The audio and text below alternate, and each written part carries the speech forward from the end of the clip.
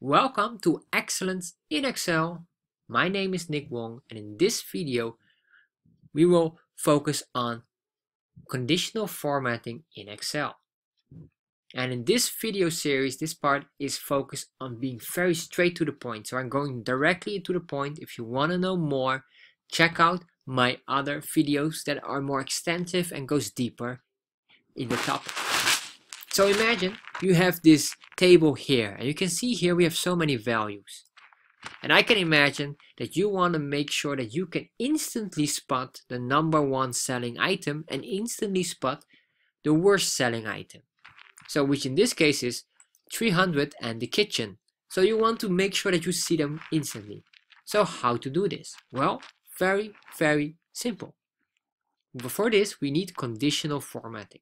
So what we'll do is step 1, select all of these items. And then step 2, you see here in the home tab, we have here conditional formatting. Select this, you get a drop down option, and you can select here all kind of options. And what we need, because we want to highlight the top value, so we select highlight cell rules greater than. We click on this, and once we have this, we get here a pop-up. It's all the options. We'll just leave this on classic. There are other options, but not necessary.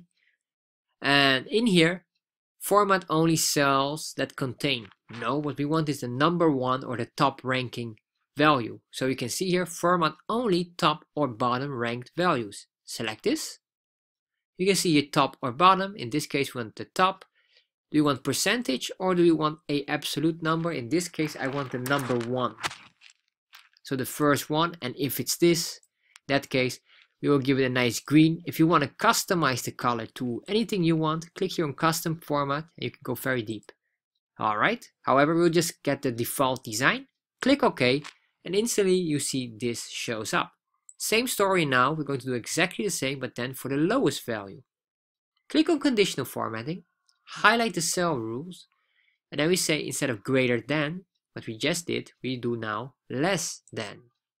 Once we did that, we select here top or bottom ranked values. We will say here now the bottom and then the bottom number one value. Once we have this, red design is perfect. Okay.